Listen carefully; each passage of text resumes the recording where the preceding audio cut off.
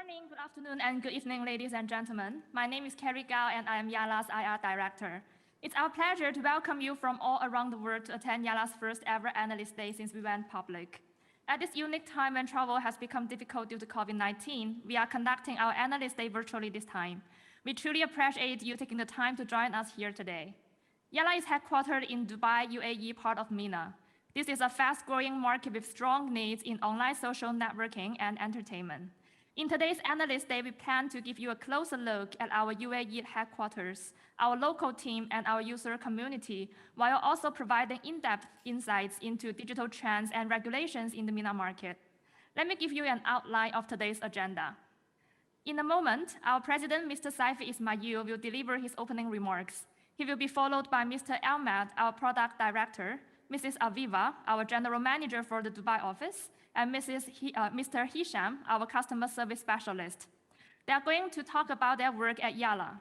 And for the next section, we have invited Yalla users from Saudi Arabia to attend today's event and share experiences in Yalla with you.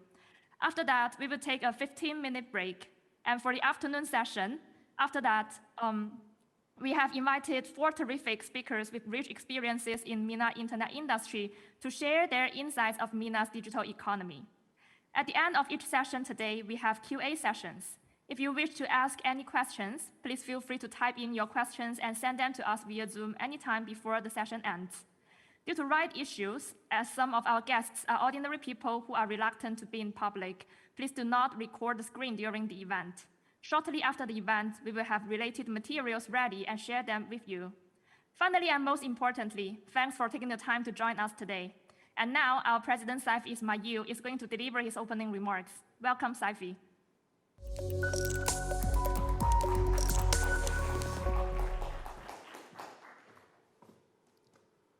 Thank you, Kerry. On behalf of the Yalla management team, I would also want to welcome you all to our virtual Analyst Day. We are grateful to have the opportunity to be with you, and we hope this will be an informative as much as insightful event for you all. It's hard to believe it has already been a year since we launched our IPO on the New York Stock Exchange and become a public company. While this has been a very tough year for all of us, we still delivered robust performance and saw strong momentum here at Yalla. Furthermore, we strengthen our position as the pioneering voice-centric mobile social networking and entertainment platform in the MENA.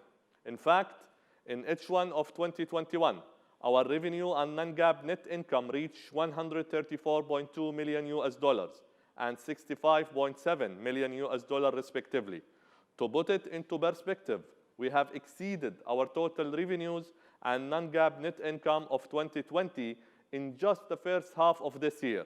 We are tremendously encouraged with this strong performance and full of confidence to pursue the growth in H2 of 2021.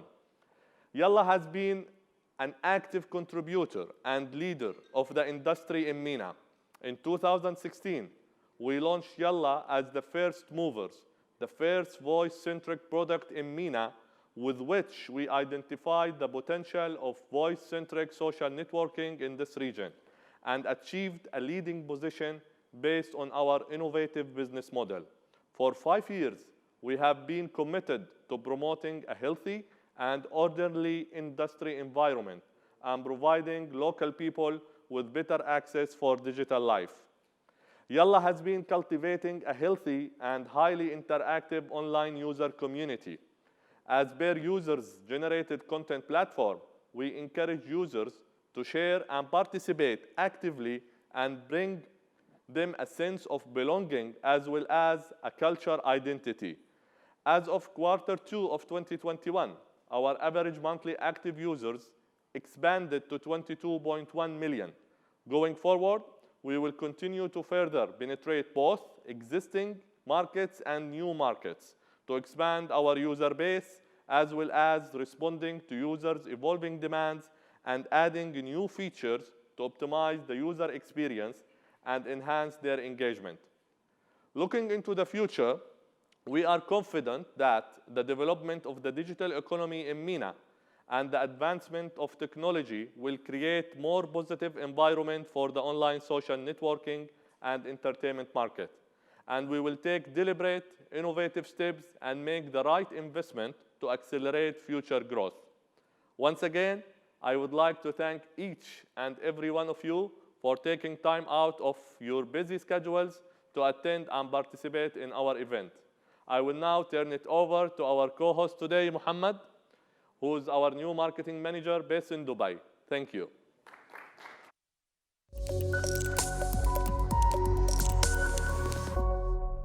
Thank you, Saifi. Welcome, everyone. It's my immense pleasure to be with you here today. We will start by introducing our Dubai office team here in Dubai. We will start first with a virtual office tour, and we will also invite some of our team members here. We have Ms. Aviva, our General Manager of Dubai, Mr. Ahmed Firdaus, our Product Director, and we have Hisham Al-Qudadi, our Customer Service Specialist.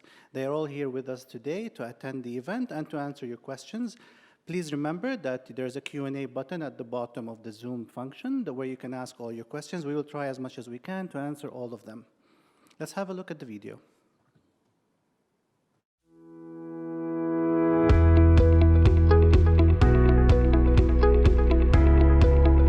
مرحبا، أهلا وسهلا فيكم بيلا تكنولوجي.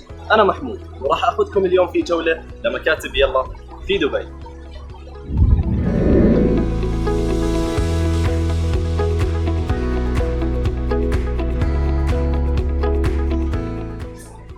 مكاتبنا موجودة في الإنترنت سيتي اللي هي مركز للعديد من شركات التكنولوجيا العالمية المعروفة مثل جوجل ومايكروسوفت وأوراكل وغيرهم. تعالوا معنا.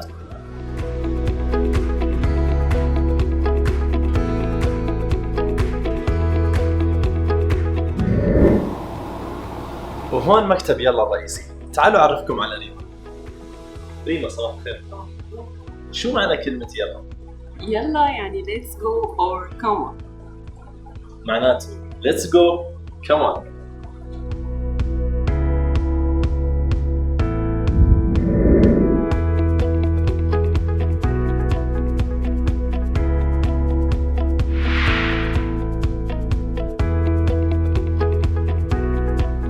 في يلا بتتعدد الأقسام المختصة مثل قسم الإدارة وقسم التسويق وقسم المالي وقسم خدمة العملاء وغيرهم. تعالوا أعرفكم على المسؤولة عن الأوبريشن ديبارتمنت General Manager Miss Aviva. Hi Miss Aviva. Hi, أنا اسمي أبيبا. أنا مديرة عمل يلا تكنولوجيا وكنت أعيش في الإمارات ل10 سنوات تقريبا. كنت بدأت العمل في يلا قبل 3 سنوات وأنا مسؤولة عن عمليات لتطبيقاتنا. مرحبا بكم.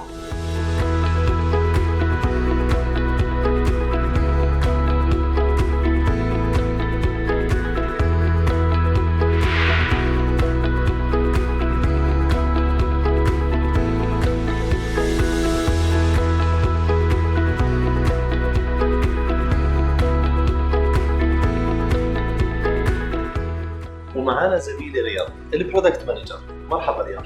اهلا محمود. احكي لي عن عملكم في البرودكت ماركتينج تيم.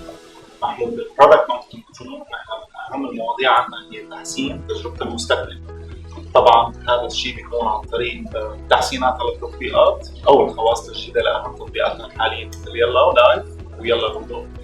وطبعا نحن دائما بتوصل افكار نطور تطبيقات جديده تناسب المنطقه العربيه وكل المناطق حول العالم. نستهدف شرائح من المستخدمين. وطبعا رود ماب ل 2021 ما زالت مليئه بتطبيقات ومشاريع جديده. عن اهم المشاريع في رود ماب يلا. من اهم المشاريع في رود ماب يلا ل 2021 هو تطبيق يلا تشات اللي هو انستنت مسجنج اب. نحن بنسميه طبعا سوبر اب لانه مخصص للماس ماركت. بيقدم المسجنج عن طريق التكست والفويس والفيديو تشات. طبعا مخصص للاندفيدوالز وللجروبس. واللي بيميز يلا تشات عن باقي التطبيقات هو نحن سمعنا متطلبات المستخدمين العرب اللي ما عم يلاقوها بالتطبيقات العالميه. ركزنا كثير على الامان وعلى الخصوصيه. طورنا ستيكرز وايموجيز وواجهات بتناسب المستخدم العربي ومستوحاة من تفاصيل حياتنا اليوميه.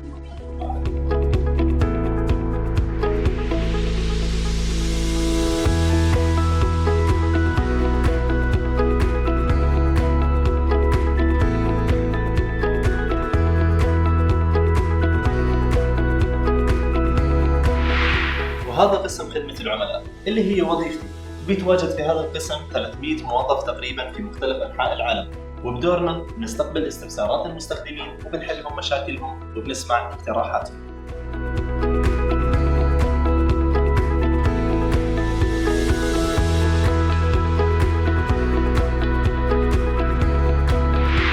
هسه حعرفكم على الغرفة المفضلة لكل موظفين يلا. تعالوا معي. غرفة الاستراحة، المكان اللي بنلتقي فيه، نشرب فيه كوفي، بندردش، ونتناقش حول بعض أمور العمل.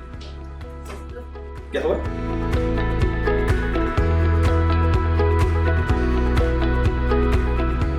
جولتنا انتهت اليوم وبتمنى تكون عجبتكم. نشوفكم المرة الجاية. يلا!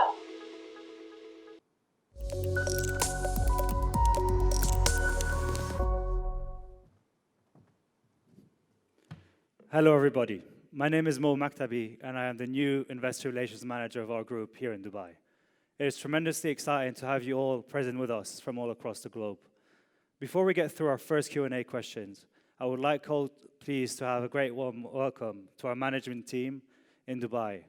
Saifi, Aviva, Ahmed, and Hisham, please welcome me on stage.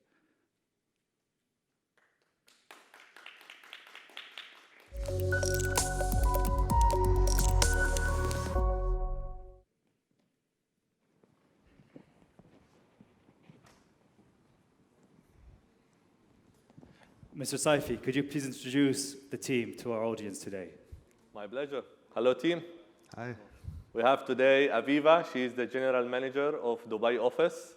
We have Ahmed Firdos. He's the Director of Product Management and Marketing. And we have a Specialist of Customer Service, Hisham. Thank you very much for that, Saifi. We will now start with our Q&A questions. Let's kick off the meetings with Ahmed. Good morning, Ahmed. Good morning. Could you please briefly introduce to us and give us a description of your job duties? Yeah, so I'm very happy to be here. Thank you so much. And my job duties would be mostly focused on product management and marketing, managing the different products of Yalla. These include Yalla, Yalla Ludo, Balut and Parchis, and any upcoming games that we have, and then marketing them, publishing them on Google and the App Store as well.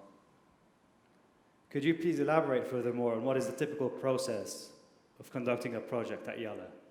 Yeah, so after the marketing and the product team decides on a product, the product itself goes into several stages. This includes the project plan, which has the localization process, and this localization process is focused on localizing the product textually and graphically as well, making it suitable for the region to make it feel as if it was designed for the region itself. And then it goes into QA. We have a team of QA engineers that test the product, making sure there are no technical or major issues that disrupt the flow of the user. After that, we move into adding more testers. This is a beta phase. We can add up to 1,000 to 10,000 testers in product testing. If everything's okay, the health metrics, what we call health metrics, are the crash rates and application are not responding. If they're below the standard rate, we move on to promoting the app again on Google and Apple Store. Thank you. My pleasure. So what's the product decision-making process here at Yalla? I would love to answer this question. Sorry, Ahmed. Yeah, all good. And the reason that I would like to share the story of the selection of the first app we published, Yalla.life, and the history behind the name itself. I knew Young Tao, our chairman and CEO, since 2005. And we worked together. And after he moved to the internet industry, and he successfully launched the first video group chat app at that time, he called me back in 2015. And he told me, hey, Saifi, I want to launch my own app. And we decided to be voice-centric group chatting app. So what should I call the app? I immediately told him, let's call it Yalla. And since Young knows the culture very well, he recognized the name and he loved it. And he right away registered the name of Yalla to be the brand name for the app and the company itself. Since then, I worked closely with Young and the team as a consultant. And we worked very hard on all aspects of designing Yalla.life. in terms of the complete UI, UX, branding, all the features that match the culture of MENA users until you have seen Yalla live in mid of 2016. And after a few months of optimization, the app was successfully accepted by the market. And then it was really attractive for the users to entertain and engage with an Arabic social media app. So the feedback was positive. We thought of the second application of our portfolio, and we discussed to have a casual game to be part of our portfolio. So we made our decision to have the second product, which is Yalla Ludo, which is a very popular casual game in MENA. But what we did, we transformed it from its offline shape into online. And not only online, we plugged the voice function into the application where users can talk while playing. And later on, we added the Majlis function, which is the online version of the real Majlis, into the application, and it becomes very successful. And back to the history in 2019, when I joined the company formally, and we established our product marketing team here in Dubai, we start working closely with the team back in our R&D team to work on the selection of the products. So to be very specific and answer your questions after I shared the story of Yalla, we work onto 3 different aspects where we select the product. First, we look to the demand in the market. Second, we looked into the competition landscape. And third, and most importantly, we looked into the opportunity of the monetization. And this is where we came with the product. And in just short period, we managed to introduce few products which were very successful and accepted by the market, like Yalla Balut in Saudi Arabia, and Yalla Purchase in Latin America, and Yalla 101 OK in Turkey market. And recently, we are optimizing our new instant messaging app, the first of its kind Arabic IM in the market, called Yalla Chat. Thank you very much. This is very insightful. Back to you, Ahmed. You know, it's very important for a firm in the tech industry to know about their users. How do you learn about your users? So there are several channels we look into to learn about our users, especially the local ones. And I would say we would start with our own users, since we have a large user base. We have over 22 million monthly active users, and a high percentage of them are VIP and paying users. So we start there, learning more about what matters to them, what doesn't matter, and what they would like to improve in our apps and how we would improve ourselves.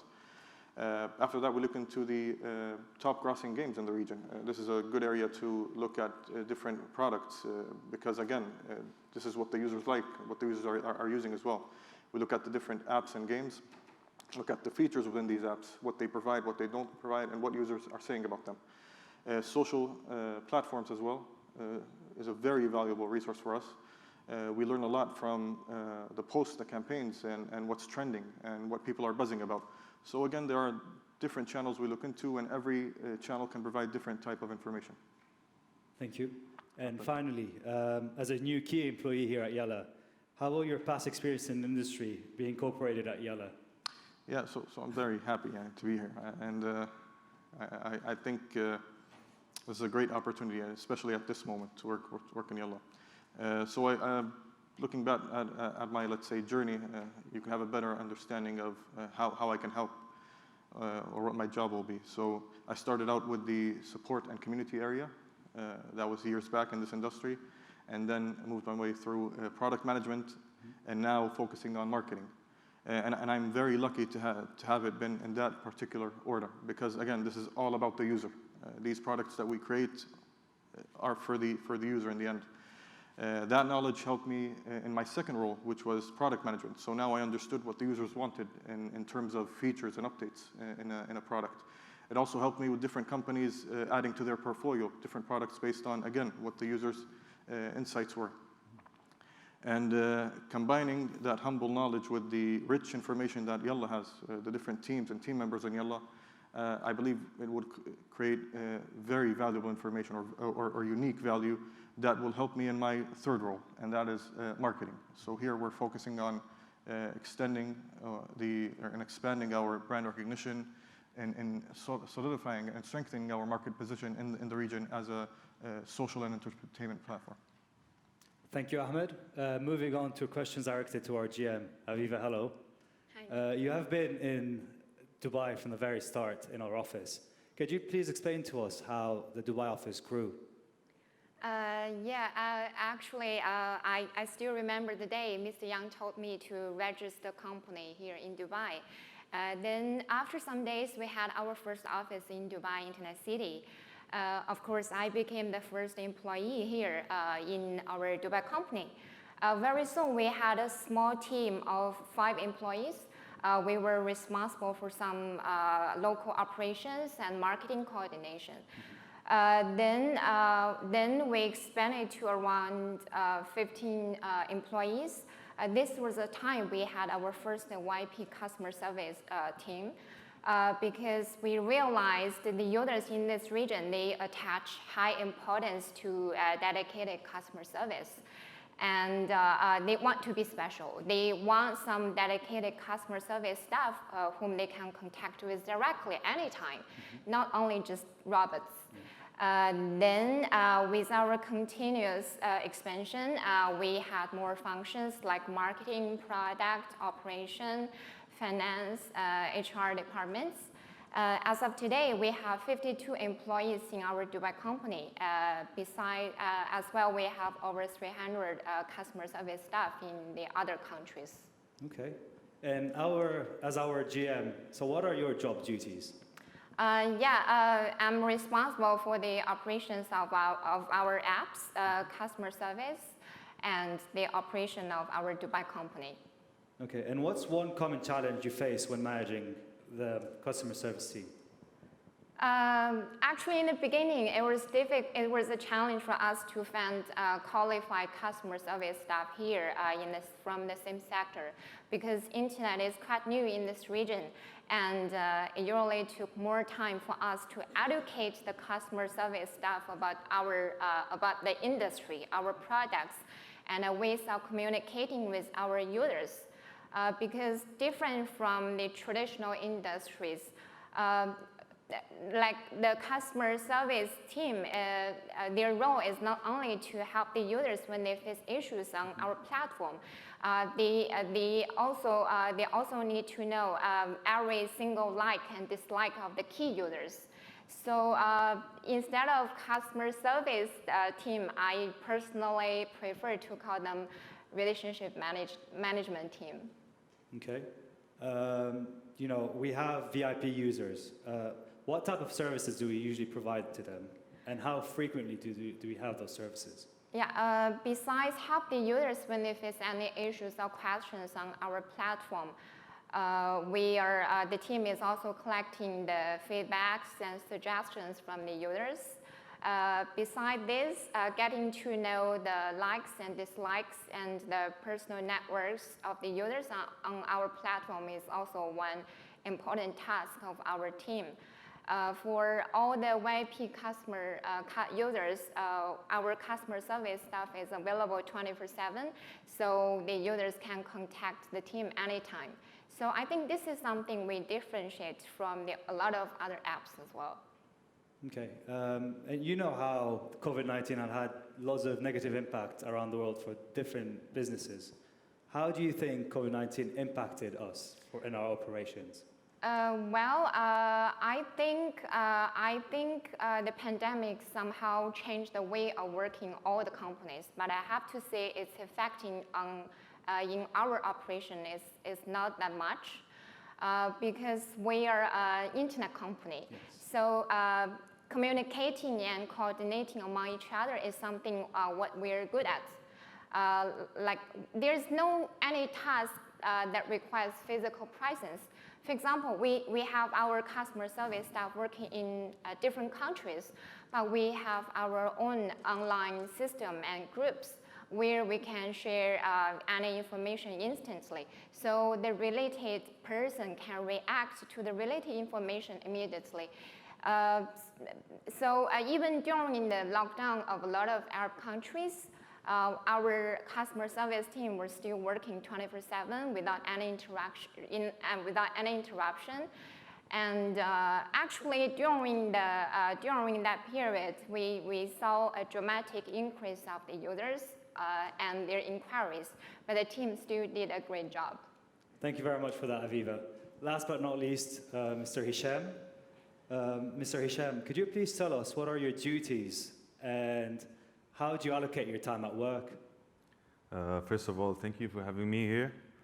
My job title is Customer Service Representative Specialist. So my main duty divided into 4 tasks. The first task is responding immediately for VIP customers. So those VIP customers are the most spenders or the most users who purchased a large money in the application. So those VIP, we respond immediately to reply them as soon as possible. My second task is controlling the system that used by the application. So this system will receive feedbacks and complaints inside the application. So the users, when they send feedbacks inside the application, we receive them through our system. So I reply them and check their complaint. Then we do action. The third task is monitoring the application by entering with my official account, Yalla account, and to check the rooms. If there is no violation, everything under control, nothing in the system. The fourth task is, it's an additional task. It's, we contact the most purchased users about their suggestions.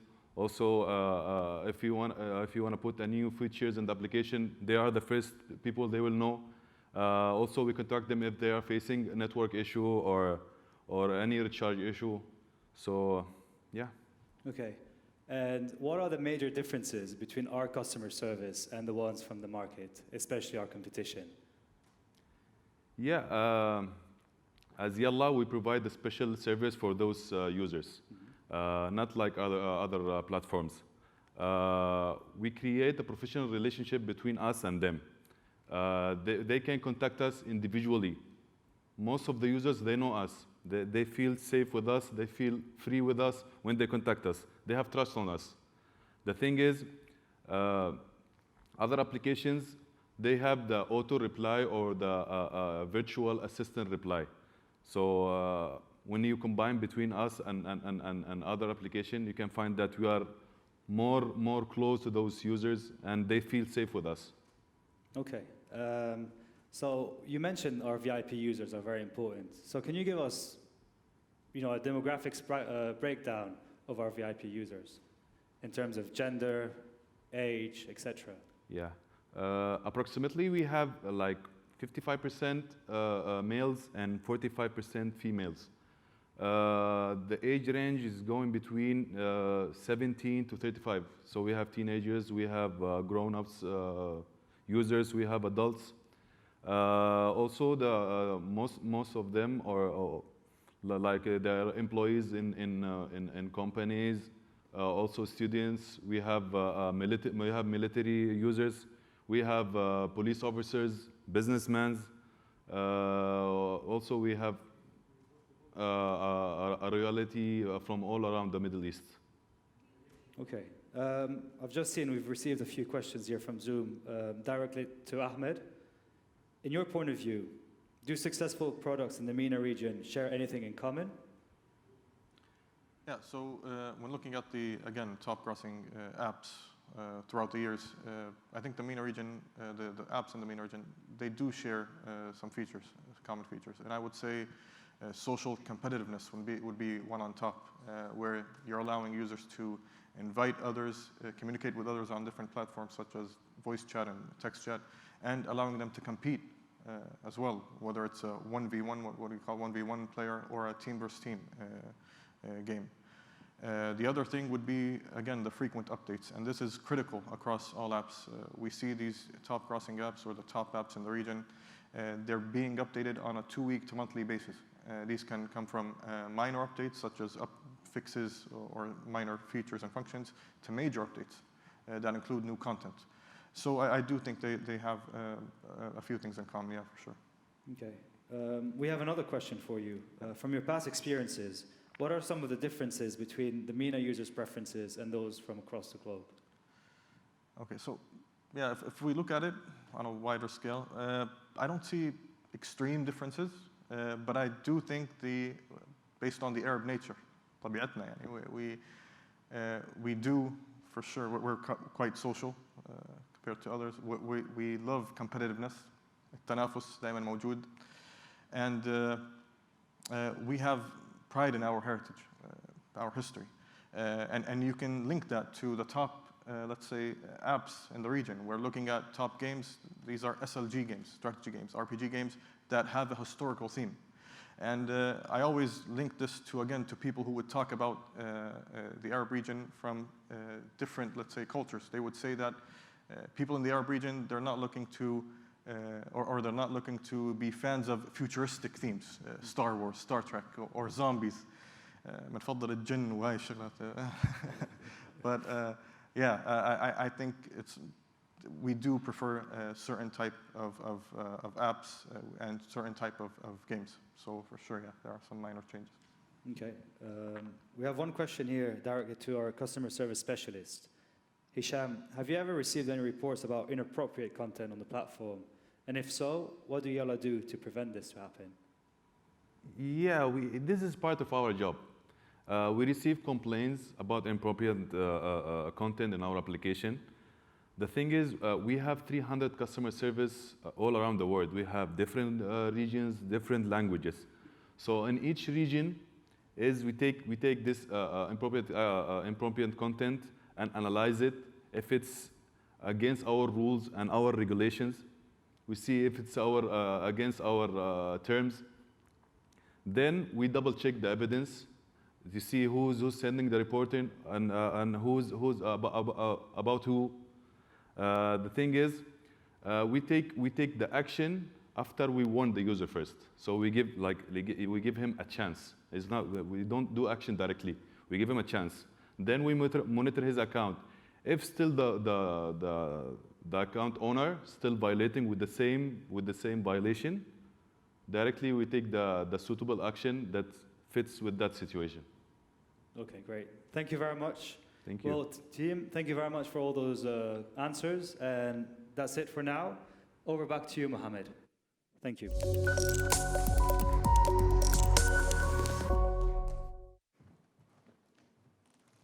Hello again, everyone. Next, we would like to show you a video about our social habits and traditions here in the MENA region.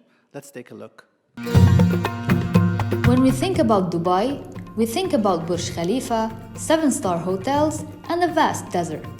Are these symbolic of Dubai's typical everyday life? Probably not.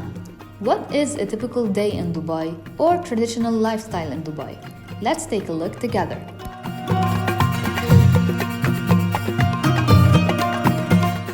Depending on the familiarity of the relationship or the time passed since the last meeting, people in Dubai kiss each other's cheeks once, twice, or 3 times, starting from the right side of the face. People in Dubai may also touch or tap the other person's nose to greet them. When we think about the clothing of people from the Middle East, the first thing that comes to mind is the white robe worn by men and the black robe worn by women, which are called kandura and abaya respectively. Whether in daily life or for a formal occasion, we see people from the Middle East wear these traditional clothes. The robe is designed in a way that helps people stay cool during a hot weather, and it is usually worn along with slippers. With more than 200 days of a hot weather in a year, it makes sense for men to wear slippers, whether for everyday life or formal occasions. People also tend to stay away from outdoor activities when it's hot. Additionally, slippers are easier to take off for daily prayers and when visiting people's homes.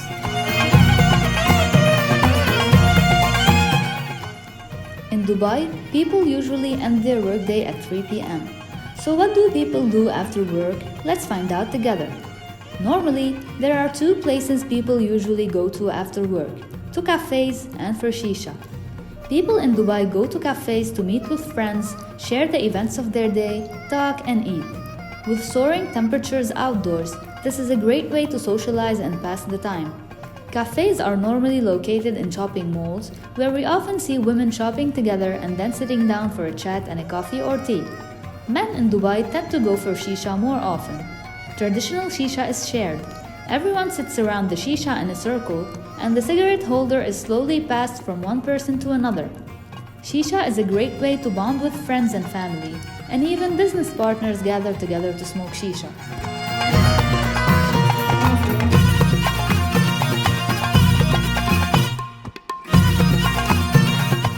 Besides cafes and shisha, are there any other entertainment activities in Dubai?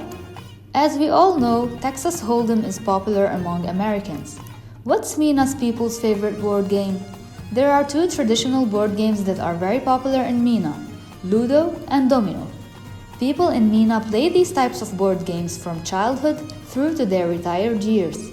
Ludo and Domino are a quintessential part of Middle East people's entertainment.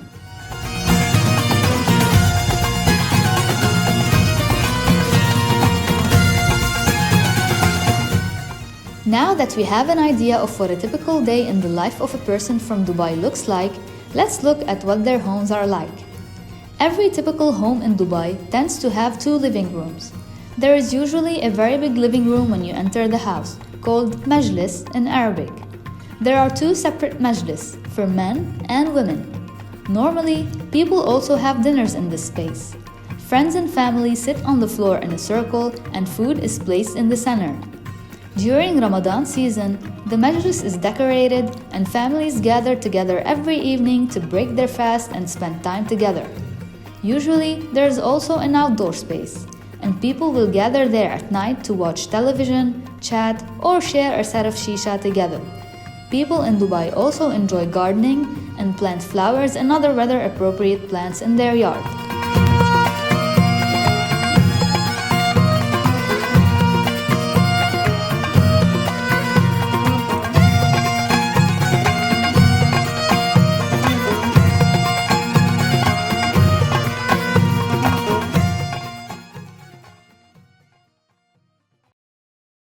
As you have seen in the video, there are many things connected with Yalla, from board games to majlis. In fact, the local needs and preferences are always our priority and the forefront of our products. We are committed to building a healthy and highly interactive community to our users. Next, we have collected stories and feedback from our Yalla community and would like you to take a look.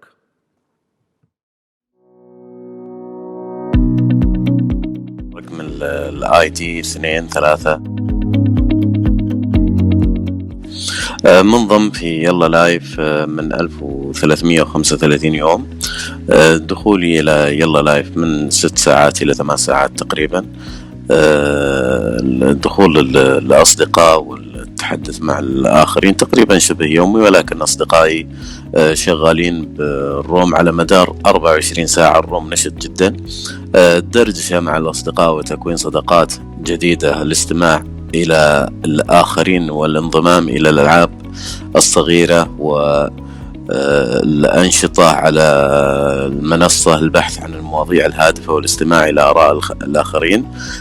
كيفية تطوير العلاقات مع الأصدقاء ومناقشة المواضيع اليومية، منها آراء عن استخدام برنامج يلا لايف وهل هو ممتع ومكتفي بالوقت أو وقت التسلية. الهدايا ترسل في جميع الأوقات، لا يوجد وقت محدد. يلا لايف مهم جدا لأن في كل يوم يوجد صداقة جديدة وكسب معارف أكثر أفضل من أي تطبيق. يلا لايف يختصر معنى التواصل الحي والخارجي، بحيث أنك تكون متواجد في مكانك وتتواصل مع عدد كبير من الأصدقاء. شاكرين لكم ويعطيكم العافية. السلام عليكم ورحمة الله وبركاته. معكم الحمية الروقي، الاي دي 76. برنامج يلا لايف عرفته عن طريق صديق لي. قضيت 5 سنوات ببرنامج يلا لايف، أقضي معظم وقتي تقريبا 24 ساعة بالبرنامج، وقد تعرفت على أصدقاء جدد ودردشت مع مجموعة كبيرة من الأصدقاء، وشاركت في أغلب النشاطات على المنصة يلا لايف، واهتم كثير من مواضيع الثقافة والمسابقات. وجذبني بالبرنامج التعرف على أشخاص جدد، الشحن السريع بالبرنامج، وتفاعل الإدارة بشكل سريع مع أي مشكلة تواجهها بالتطبيق، الفعاليات المستمرة من الإدارة، كل تحديث وإصدار البرنامج. وهناك فرق بالتواصل مع الناس بالواقع. البرنامج يلا لايف أستطيع التحدث إلى أشخاص جدد من جميع دول العالم والتعرف على شخصيات جدد. وأشكر إدارة يلا لايف وجروب VIP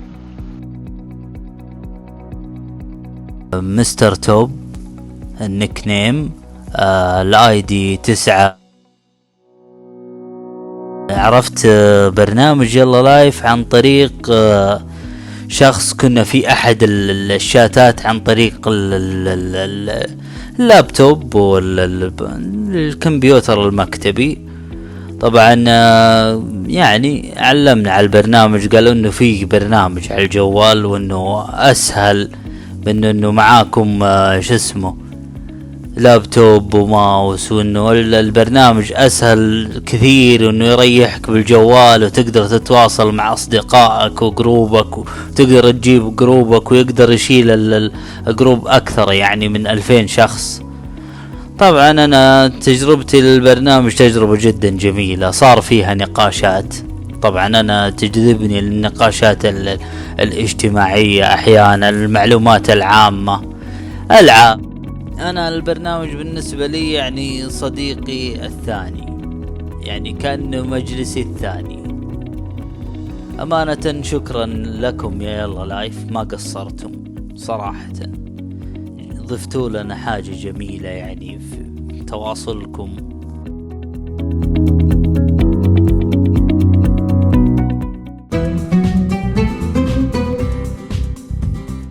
معكم اخوكم طويق، معرف الاي دي 859. تم تسجيل دخولي في تطبيق يلا الأدو منذ أكثر من عام، وتم تعرفتي في التطبيق عن طريق الإعلانات وعن طريق شهرته،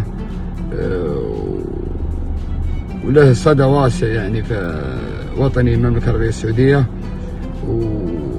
واستخدمت طبعا دائما بشكل دائم. نشاطاتي دائما في اللودو وهي عن طريق الدخول إلى الرومات، معرفة الأصدقاء، الفقرات الألعاب، دعم الهدايا. دائما أتحدث مع الأصدقاء في المواضيع المهمة، في طرح الآراء، كل يعني أريحية. ويجذبني دائما في تطبيق يلا لودو وهو التعامل. في المقام الأول أشكر إدارة يلا لودو على جميع ما تقوم به من تحديثات، من أخذ آراء المستخدمين في تطبيق يلا لودو، استماع لاقتراحاتهم. ويجذبني دائما وهو الهدايا، التحديثات المستمرة، المسابقات الأسبوعية، ودائما شغلهم جبار ما شاء الله عليهم، يعطيهم ألف عافية. معرف الاي دي تبعي 865. الاسم ناصر. قمت بتسجيل في يلا لودو تقريبا من 1 و3 أشهر بالضبط. استخدم برنامج يلا لودو تقريبا بما يعدل في اليوم 8 إلى 9 ساعات في اليوم. نشاطاتي في يلا لودو عادة تعرفت على الكثير من الصداقات، أجمع كثيرا من الصداقات. أحب الدردشة في كثير من الرومات. استمتاعي وعائلتي أعتبرها الآن عائلة يلا لودو المصغرة. مرحبا، أنا تعرفت على لعبة يلا لودو عن طريق إعلان على الفيسبوك وحملتها من المتجر. أنا بستخدم تطبيق يلا لودو لأوقات كثيرة، يعني 24 ساعة أفتح تطبيق يلا لودو ألعب. موقع يلا لودو جيد جدا، من أفضل المواقع الذي قضيت وقتا كثيرا فيها لمدة 3 سنوات، وأحببت الموقع جدا. تطبيق يلا لودو ممتاز وفيه حاجات كثيرة مميزة فيه، مثل الدومينو ويلا ولودو والنظام الليلي، بيجمع بين أشياء كثيرة في نفس الوقت، وبين اللي هو الرومات والمسابقات وأشياء كثيرة. وعندما تلعب يمكنك التحدث في المايك مع الخصم، تتعرفوا. إنها لعبة يلا لودو مميزة جدا، وأنصح الجميع أن يستخدموها وأن يحملوها.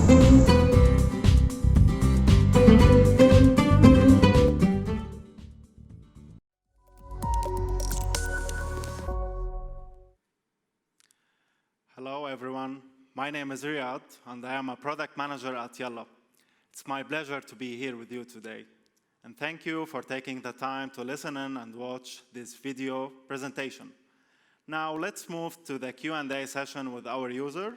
Today, we invited Saad, one of our important users who has just shown up in the user video previously. And he is more than ready to share with us all the experiences he had with Yalla community.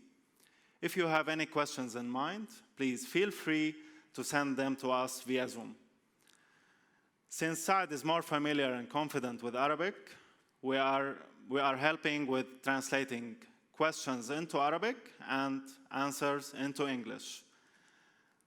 تفضل سعد.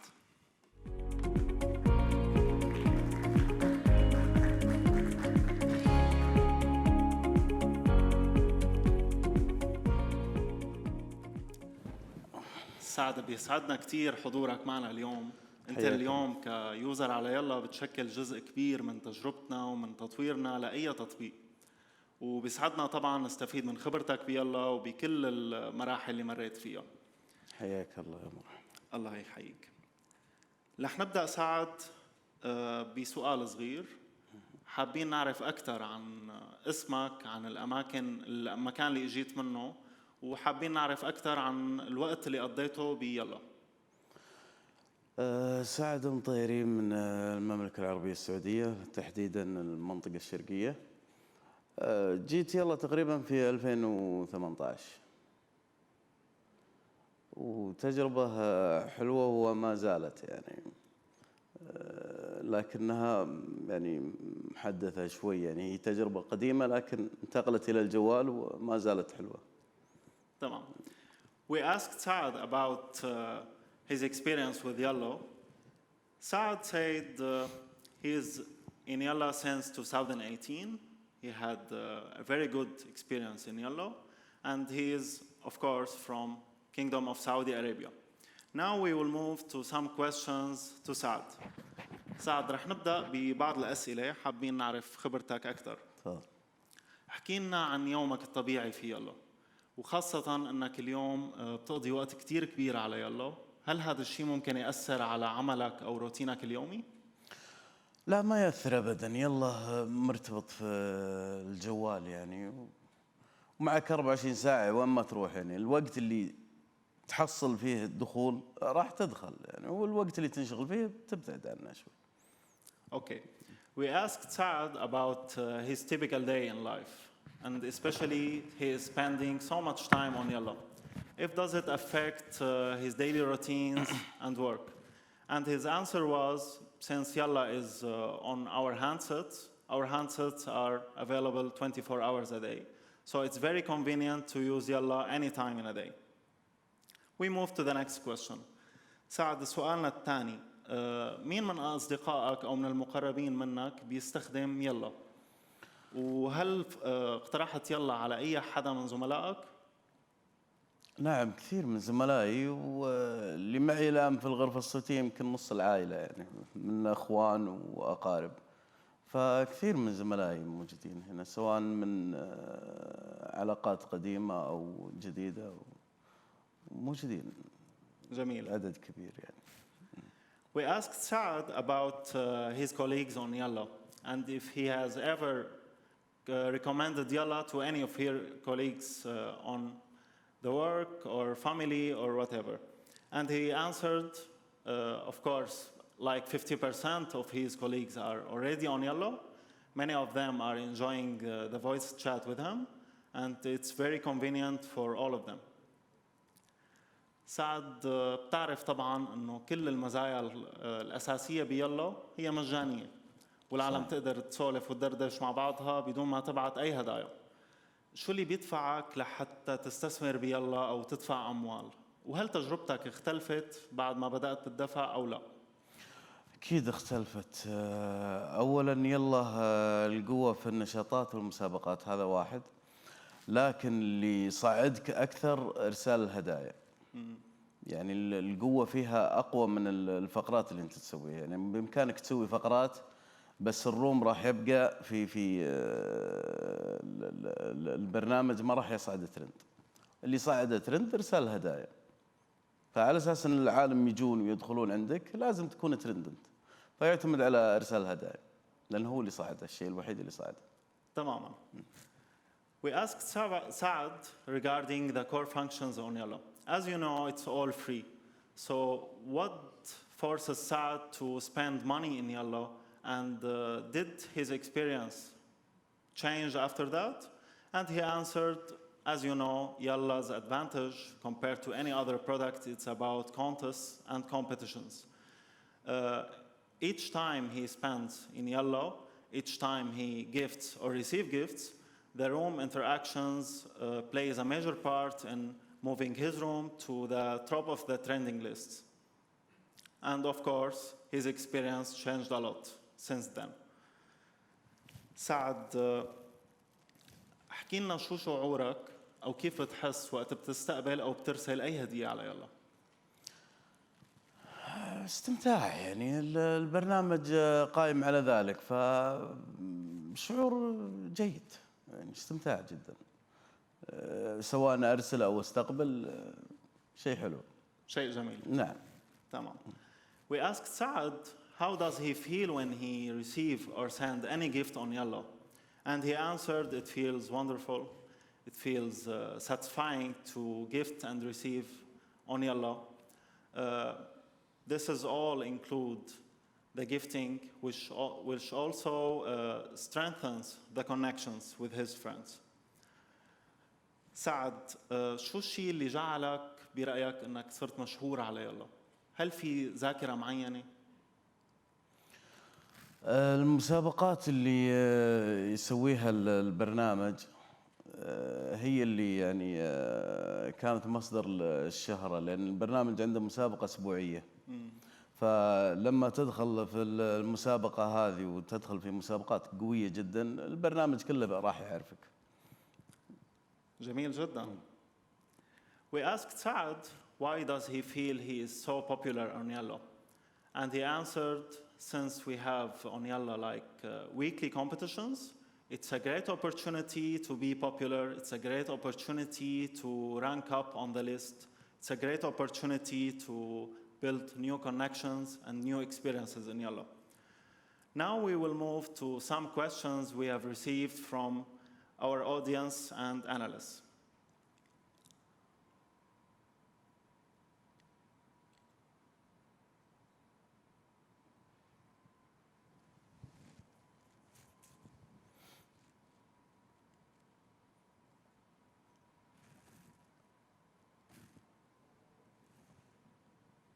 سعد، رح نستقبل هلا بعض الأسئلة اللي استلمناها من الجمهور، حابين يعرفوا أكثر بعض التفاصيل.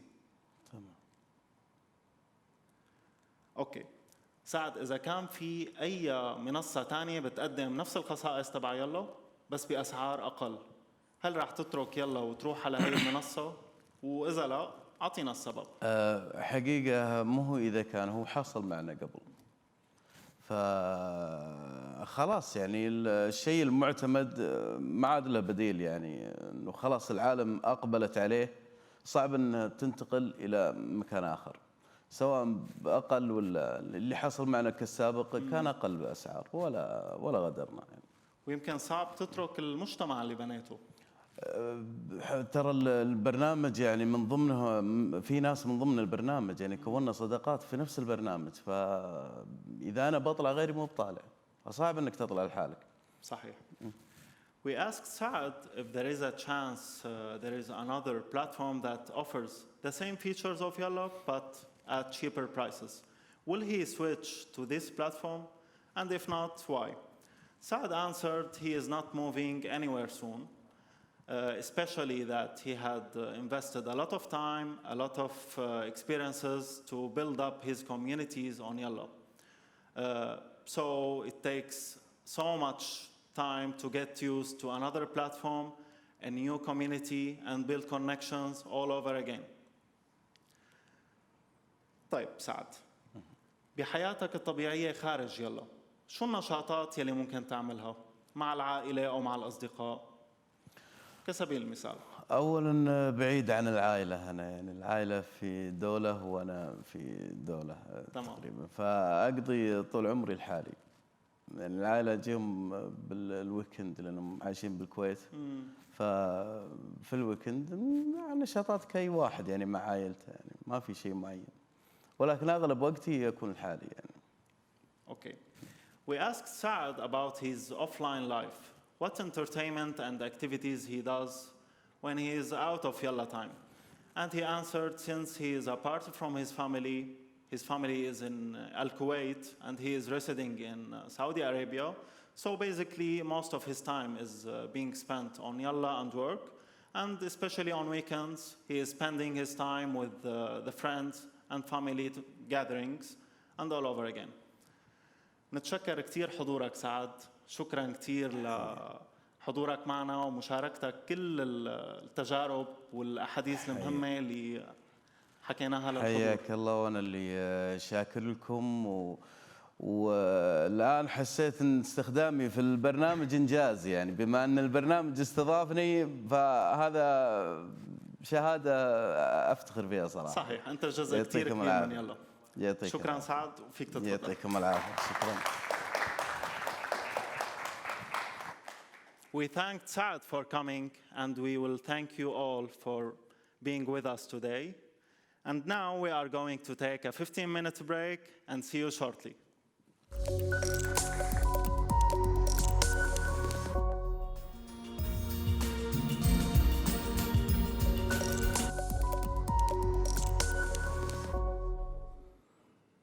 Hello, everyone. Welcome back to our event, and thank you for staying with us. Next, we are moving on to our keynote speech with our guest, Mr. Dan Hu. Mr. Dan Hu is the CEO of Group 42 Cloud, an artificial intelligence and cloud computing company here in Abu Dhabi. Mr. Hu has been living in the UAE for 10 years, and prior to working and leading Group 42 Cloud, he has been working with pioneering groups Alibaba and Huawei. Today, he is here giving us a keynote speech titled Digitalization, Opportunity and Challenge in the Middle East. Please remember there will be another Q&A session after Dan Hu's speech.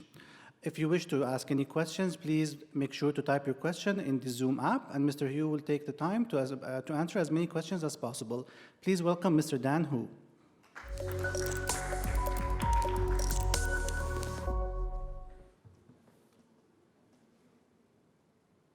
Thank you, everyone. It's really my honor to be invited here to the Yalla Analyst Day. My name is Dan Hu. I'm the CEO of G42 Cloud. And Group 42 is an artificial intelligence and cloud computing company that exists to champion AI as a tool that powers progress propelled by the combined efforts of people and technology. Seeing technology as the next frontier of humanity, we solve complex challenges across multiple industries with a holistic and far-reaching systematic view. During my time at Group 42, I helped to build the largest and the most sophisticated AI and cloud infrastructure in Middle East and Africa region.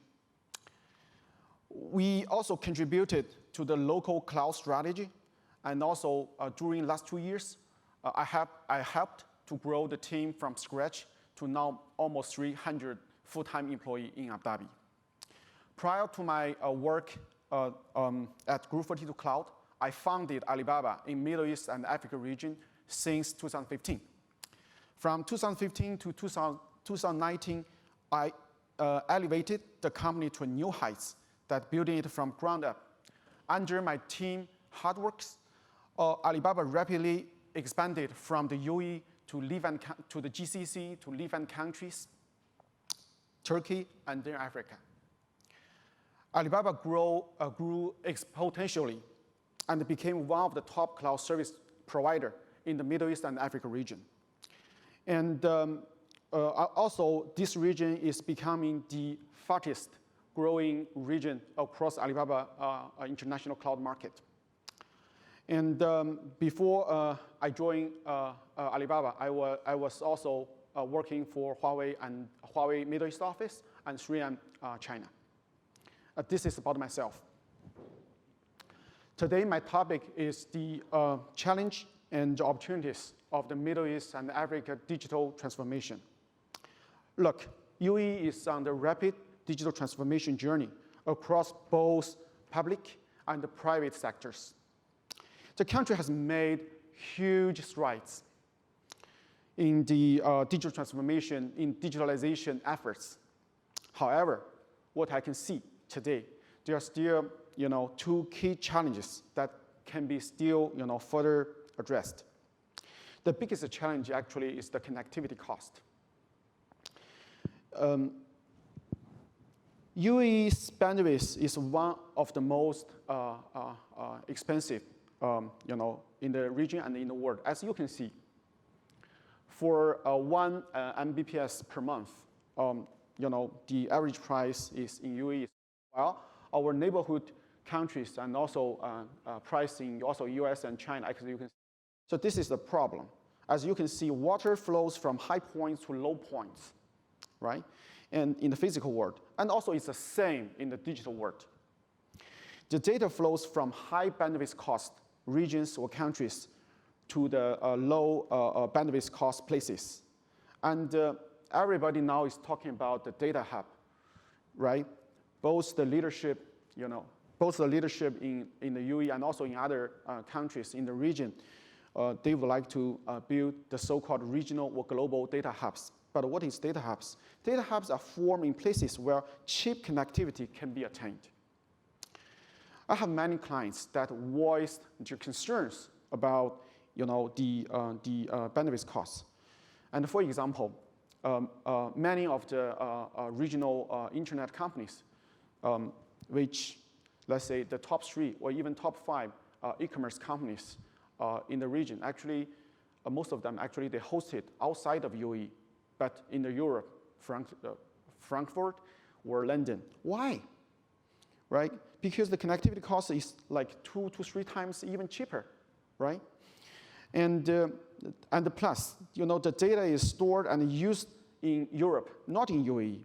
Okay, it will be a huge loss for UAE because, without the data storage, actually it is a little difficult to build the so-called, the ecosystem or data hub.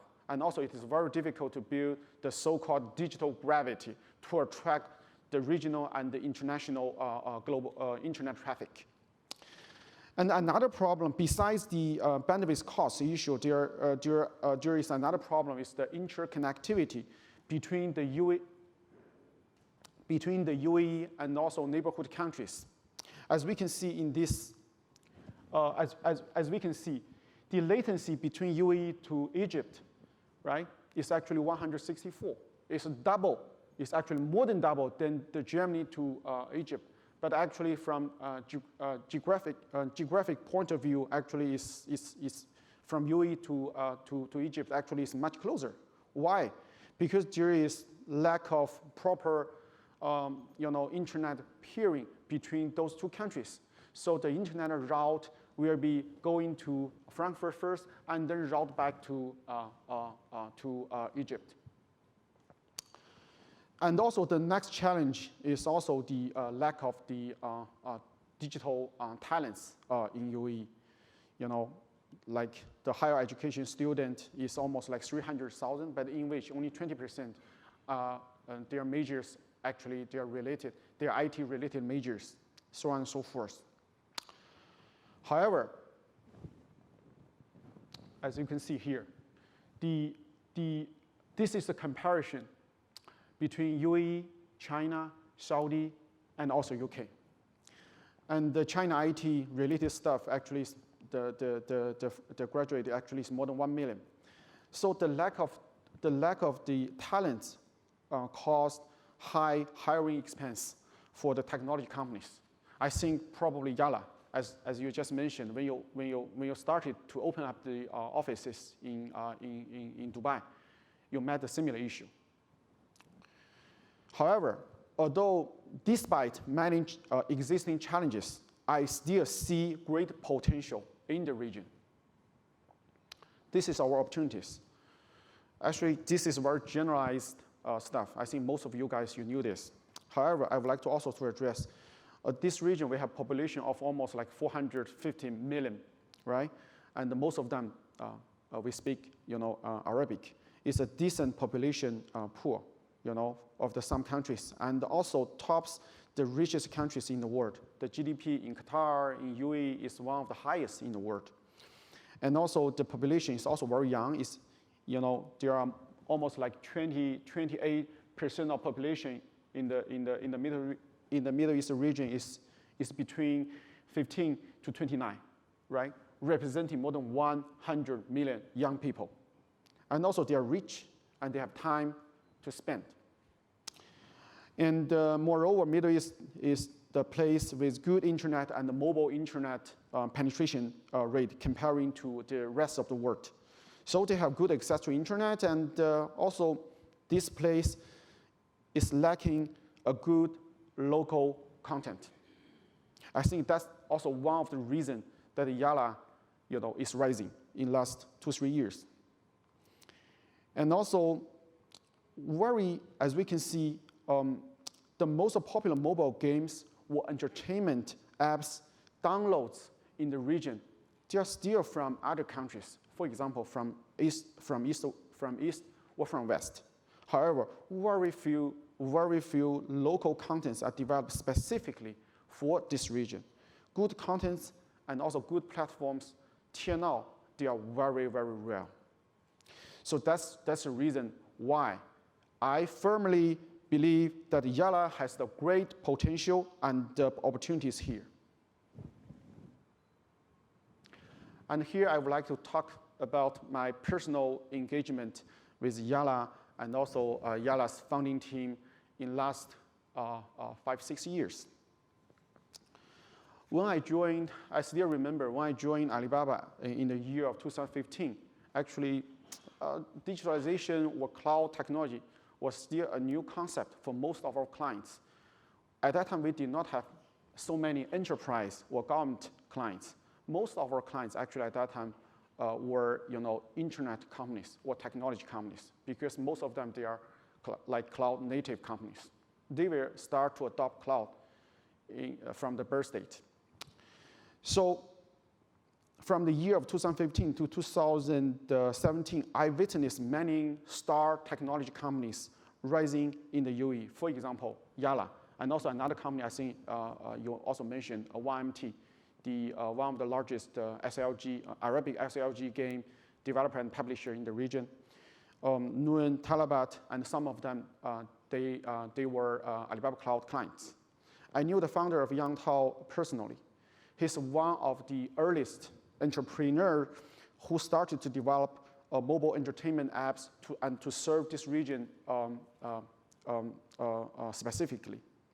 He's also the person who developed the first live streaming platform, as Ms. Sefi just mentioned. It's called 7 Nujum. Nujum in Arabic means star, 7 star. Before he started Yalla, this journey. Actually, my biggest regret in my life is what was not investing in Yalla in the early stage. I still remember it was middle 2016 when Yalla finished the first draft of Yalla Live. At that time, both Yangtao and CEO, they approached me. They said, look, I want to try Alibaba Cloud, but maybe my apps is like pretty small. We will start with like 2 cloud virtualized servers. I said, how much you are going to spend? They said, yeah, probably 500, but you need to give me some free of charge coupons. I said, what? $500? And I asked, what's the nature of your product? They told me it's kind of like voice chatting tool. Voice chatting tool, my understanding, it was like 20 years ago, right? You have some chat room. Frankly speaking, I don't feel it was very sexy or attractive, apps. But I said, look, I saw those 2 guys. I read their resume. They were good, and they were in the region, for last 1 or 2 decades. Especially Yang Tao, he tried to convince me that the feature of this product is the so-called companionship. Arabs, due to some religion or climate features here, actually they fear lonely. They need some companionship, right? At that time, the valuation was 30 million RMB, which was 4.5 million US dollars. And they said, if you are interested, yeah, maybe we can still like negotiate, because frankly speaking, in the market, there was no investors seriously interested. And maybe we can compromise like the valuation like 20 million, which is 3 million US dollars. But I was so doubtful. I miss Yalla. Okay, that is one of the biggest regret in my life. If I invested in Yalla then, I don't have to work now. So, and even I still remember, it was very difficult from Yalla, right? Even for $500 month spending, they try to ask for coupons, right? So that is how difficult they started. But look at Yalla now, right? I think I witnessed the growing of Yalla in last 4 or 5 years. And also, there's also a very funny story about Yalla. I still remember in the early 2018, one of your investors, I think from SIG, right? He came to me, right, to my office and asked about my opinion about the Middle East region and also technology firms. And I gave him some, very general introduction. And then he secretly took me into the washroom and said, actually I was looking at, Yalla, this company looks good, but the only concern at that time, it was the next day and the 7-day retention rate looks not that, optimistic. I firmly told them, okay, look, I already missed Yalla, right, like 2 years ago. And this team is one of the best teams in the UAE and also in the region. They knew, they had the so-called insights, the real insights about this market, and 100% devoted to local content and successfully transfers the demand into practice, into practical, monetization, what we call business models. And I told him, I think they are capable of overcoming the challenges and will be able to deliver good products for the market in a very long run. And this is my understanding about the Yalla business model. This is my personal understanding, okay? And especially about why chat room suits this region better than live broadcasting platform. Why? You see, Yalla's business model is very decentralized, the chat room with a clear monetization strategy. It's not one host to one or not one to many. Monetization is based on the self-identity and also gifting. Chat room is more suitable than live streaming in this region and catering for the local culture. For example, they build Arabic community. You can gather to share, to send gifts, and also Arabic houses. You have hosts, you have guests, you have majlis, as you just help us to walk through in the previous video. They can purchase the virtualized gifts, and also, by the way, companionship is always important in their culture. And also you have excellent customer service, right? I think we spent some time to introduce, how you build your customer service team in the UAE and also across the globe. And chat room is more training in the live streaming in Middle East. So firstly, business model, decentralized versus decentralized is not a one-man show, culture difference, privacy, monetization strategy, and then about cost. Because chat room, they spend much, much lower, internet traffic, and also much lower, cloud computing resources. As I just introduced, here in this region, the connectivity cost is still very high, right? Can be like 2, 3, or 5 times less than the live streaming platform. So let's also talk about, this is kind of like commercial break, okay, about Group 42 Cloud. So our vision is to be the world third cloud hub, okay? In addition to US and China. You know, there are cloud service provider leader in the world, AWS, Azure, Alibaba, Huawei, Tencent, either from China or US, right? But I think because of the deglobalization trend is rising in recent 2-3 years and can be lasting for next in next decade. I think our vision is to be the most trustworthy cloud service provider in addition to either China or US. And we grow up from UAE, and our vision is to expand in GCC, in Middle East Africa, and then international. And here is our key value proposition. We have the best cloud infrastructure in this region. We already announced the 100 megawatt data center. This is the largest hyperscale cloud data center infrastructure in the region and one of the largest in the world. And also we have very cutting edge technologies in terms of our cloud stack, end-to-end technology enablement service. And also we have supercomputing capability. We have Artemis, number 26 out of top 500 high-performance computer. And also we have abundant offerings.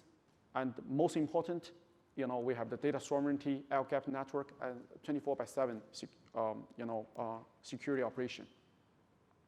And here are our some of our cloud ecosystem partners, including DOH, you know, Ministry of Education, Schlumberger, ANOC, Abu Dhabi Accountability Authority, ED Salah Fab. Thanks for your time.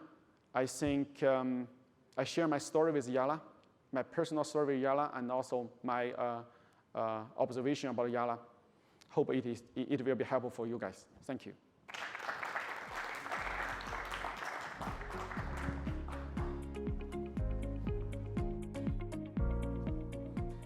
Thank you very much, Dan, for that insightful speech. We learned a lot about digitalization in the Middle East through you. I would now like to re-invite our President Saifi to conduct the Q&A session. Thank you, Dan, for this interesting speech. I think you missed the opportunity of investment, but we are lucky to have an expert in this industry here with us today. Saifi, you ruined my day. Well, we have a couple of questions to you. Sure. So the first one is, what is the competitive landscape of MENA's local internet companies, and what would the trend be? This is a very broad question and a very general question. But in my view, we have many segments, in terms of like e-commerce, social media, gaming, so on and so forth. I would like to talk something about social media and gaming, especially social media. For social media and gaming market, especially gaming market, the size is in this region, I think, including Turkey, is around $10 billion per year, something, more or less. And Turkey probably the largest market, maybe 40%, and then after that is UAE and Saudi, and then following by UAE. But if you look at the 10 top developers, so I think it's like It's like PUBG from Tencent, and then Yalla Noodle, and then by some Chinese mobile game developers, and also Finland, and also some of the developers from Finland, Supercell, something. So look, before the rising of Yalla, I think, so it's either from China, US, or Finland. But I think Yalla brought up a new alternative to serve this market due to your customization, your dedication, and also your strategy for this region, in this region, for this region. I think that still, I think in the future, still, US, China, or Finland, the developers, they are still, if not dominating, but still to be the mainstream. But also, I think Yalla will be you will have a very unique value. Okay. Interesting. Thank you. You mentioned in your presentation the highest cost of bandwidth, and Yes. here is the question about the same subject. Why is the bandwidth cost higher in MENA than in other regions around the world? And what would the cost trend be in the future? I'm not sure I'm the right guy to answer this question or not. Actually, it should be, from maybe the telecom regulatory authorities. Maybe they are the better guy. How do you see the picture? Look, or the trend itself? Yeah, for trend, definitely it will be going down, because all the leadership in the region, this is everybody is seeing the rising of the new energy industries, right? Tesla, along with also some other new energy cars, vehicles. This region is too much depending on the fossil energy, oil and gas. So everybody, every leadership of the countries, actually, they are looking for some transformation. So the instant transformation, and also I saw a lot of vision, 2030 vision or other visions from Saudi and also from UAE. So most of the country leaders, they do point out they want to build the so-called digital hub. Digital hub, as I just introduced in my slides, how to build a digital hub.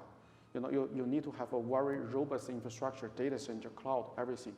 However, to connect the cloud to your end user, you need a robust telecommunication network and a very inclusive and affordable telecommunication charge, right?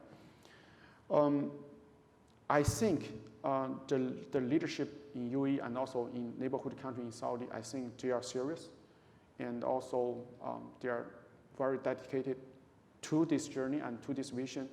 So that's the reason I think in the future, or in the near future, I think the telecom charge will be going down, at least if they want to win the competition versus the regional countries and even versus the region, neighborhood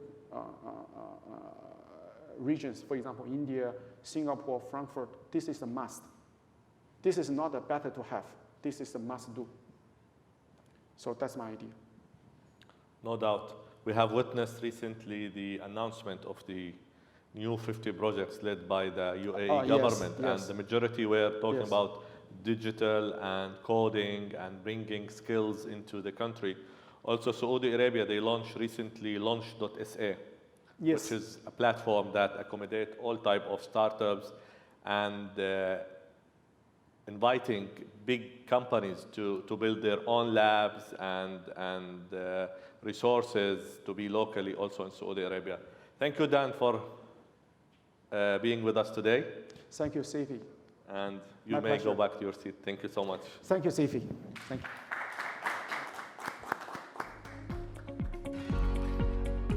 For the next section, we are quite excited to welcome our next guest, Mr. Saeed Hamli, on stage. تفضل.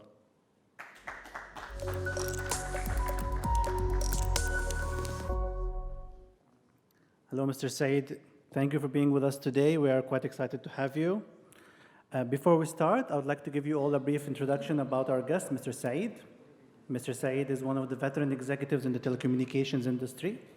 In his early days, he was one of the early founders of Thuraya Satellite Telecommunications, and he has held many roles. Most recently, he has been the CEO of Etisalat in Egypt. He has excellent leadership skills and wide experience navigating challenging environments, especially those concerning turnaround situations. I now go back to our president, Mr. Saifi, for the Q&A session. Thank you, Muhammad. Abu Hamad, salam alaikum. Assalamu alaikum. First of all, I would like to thank you for being with us today. Thank you very much, Yani, for inviting me. Such a great audience, and I think you've been blessed really to know your team and your company, and I guess you have done fantastically so far. So thank you very much for the invitation. Thank you so much. Now, we knew each other for more than now 15 years. Sure. And honestly speaking, we were learning from your leadership when it comes to your positions back in the telcos. We are all learning. So, exactly. Yes. And today we are happy that you are with us today talking about the new revolution moving from telcos to the internet industry. Sure. So I would like also just to correct, I'm actually been out of Etisalat for now 5 years. So I have developed and initiated my own company, It's called Seattle, and maybe you can look it up, seattle.ae. That's our company. And we are more into telecom and technology services. Interesting. Interesting.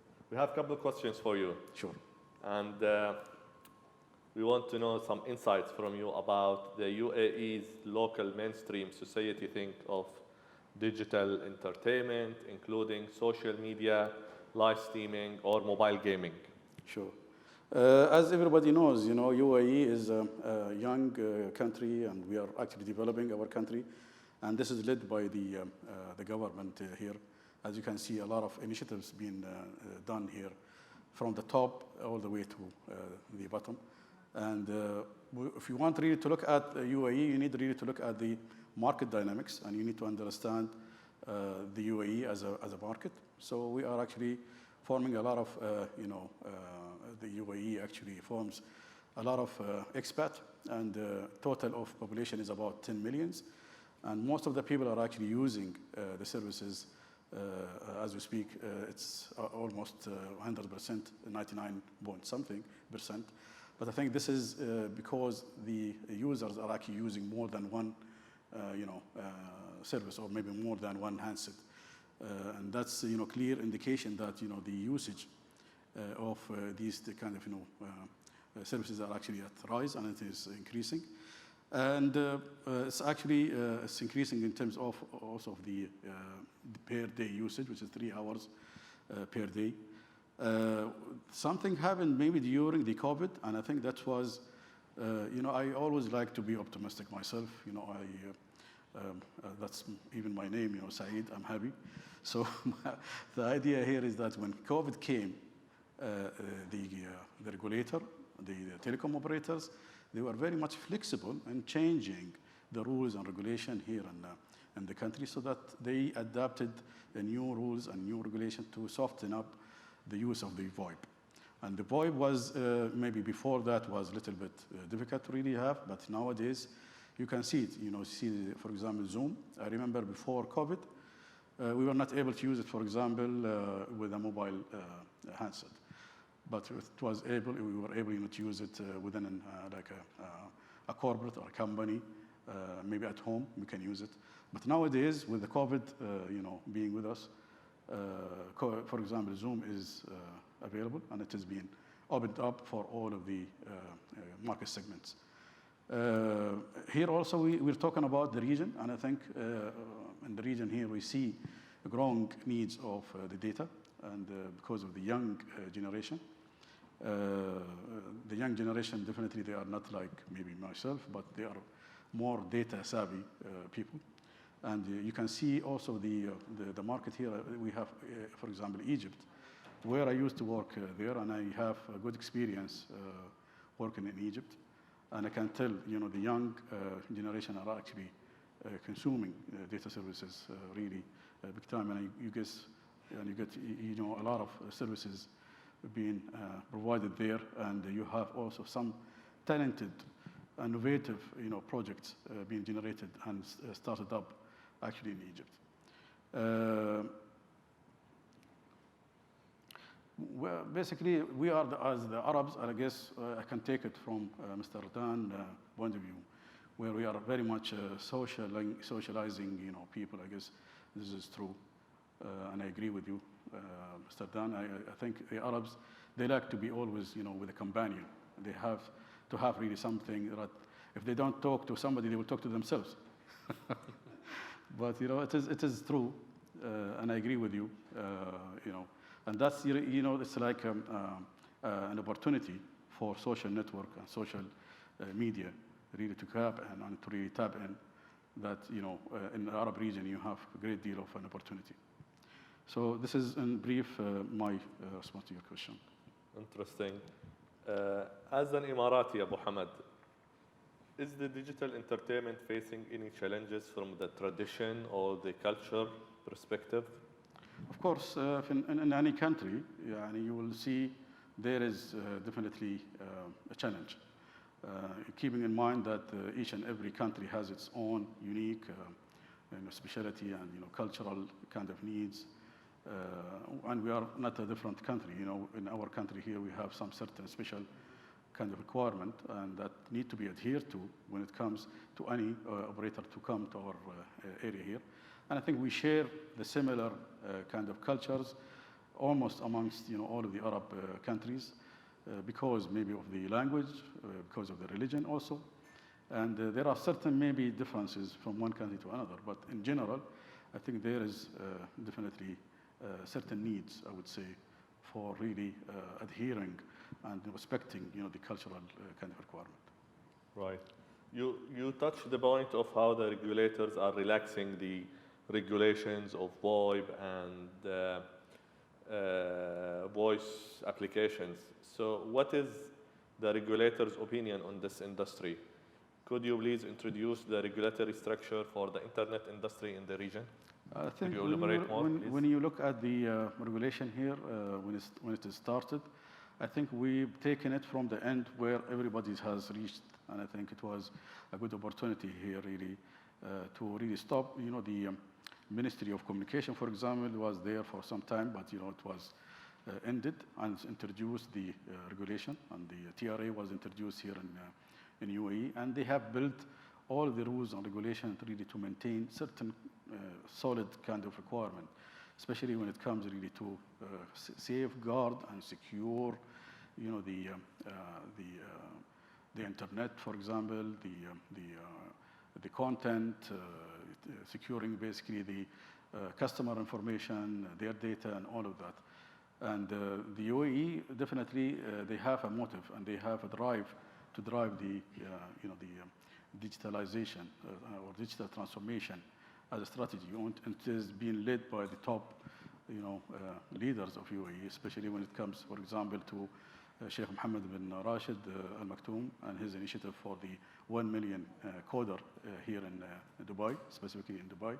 That shows the intention and shows the drive, you know, from the UAE government really to instill or to really build, you know, the digital, you know, society or basically transformation here in UAE. And I think, you know, the regulator is a product of the government intention. And I think there is, you know, a drive behind them really to meet, you know, from the operator point of view, all of the operators, and to really be also serving the customer from the other end. And I can see them actually being situated in the middle, you know, between the two entities, and maintaining, you know, the balance, you know, between, you know, the telecom operators or the operators in general, and, you know, from the other perspective, which is the customer. And of course, they have the government intention and drive that, you know, state their strategy and their, you know, kind of direction. Interesting. We have a couple of questions from the QA section. The first one is also about the regulation. How does the mainstream or local regulator think about Yalla? Of course, Yalla is new here in the region, and I think the regulator encouraged actually having such content, because otherwise you would be, you know, substituting it with something maybe outside of the region, and it's, you know, it's important to have something that has the flavor of our region and the flavor of our culture and all of that. And I can see from the faces here, you have really matched that, and you have some of the Arab, and of course we don't forget our also friends from China, but, you know, the Arabs are actually really important to really have this flavor, and understanding is very, very important, and understanding of the culture needs here. So I think the regulator here would encourage such move and such, you know, project. Interesting. One more question. According to your experiences, what kind of products will you recommend companies to avoid from in MENA, or what kind of products may be more easily accepted in the region? Yeah, I think this is a clear question, and the answer is even clearer. If you want really to be successful in our region, you need to adhere to our, you know, regulations. This is number one, and the regulation is stemmed from the principles and the teaching of our religion as well as the culture. I don't see the difference between the religion and the culture, by the way. They are actually one. And if you want really to be successful, you need to, adhere to such regulations. يعني if you want to do something else, then it will be banned and it will be not allowed here in our region. And you can see there are some of the social media and social networks have been banned here because of their content, because of their, inappropriate, kind of material that they are actually providing. Maybe it is approved, or maybe it's okay, maybe in somewhere else in the world, but in our region here it will be stopped. However, you can see there is, certain moves, and I think this is a trend of learning, a trend of understanding, and the way I look at it from a regulator point of view is that let us control it and then allow it as we are learning, as we are moving toward, the time and understanding even more and more, we can define the regulation and really regulate the system in a more clearer picture. When you understand more, then you have a better way really to regulate it. That's the way. And not really to open up all of the services and then try really to, cut it down. But I think it is the other way around, where it is being permitted as per, the understanding going, and, as time is going, we can have a better understanding of those, services, and then accordingly, you can allow it. I think this is the very obvious way that I can see from our regulator that they are really, and I can tell, a story which happened like 2 weeks ago, where my kids were actually having the teams, and for school, and they were watching, the teachers using the Teams service, and all of a sudden there was, a screen pops up, and it has a certain not really good, content, pornography and all of that, and they tried really to stop it with their nannies, and they took them to another screen where it says this is the Abu Dhabi government now, and you have to pay a fee because you have entered this forbidden, location. Otherwise, you will be fined 50,000 dirham. And then what I did, we took a picture of that, and I sent it to my friend, Mr. Majid Mismar, the CEO of TRA, and I told him, please do something about it. So they have taken an action, and I guess this is something, you need really to be also aware of, and I think we have an action. We have somebody who will be like taking action immediately. I think our TRA, they have capable people and they have control over these. Interesting. As you mentioned, content monitoring is very important for the success of any social media app in this region. Sure. And understanding the culture, all the attributes of the way of how we have our own lifestyle is what can make a successful app from not a successful app. Mr. Saeed, thank you so much for being with us today. Thank you and شرفنا. الله يخليك مشكور و thank you بارك very الله much. فيك.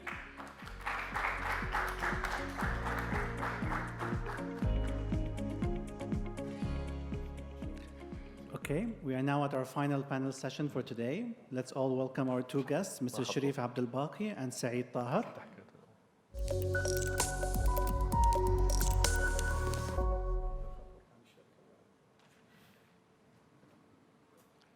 Before we continue, please allow me to introduce our two distinguished guests.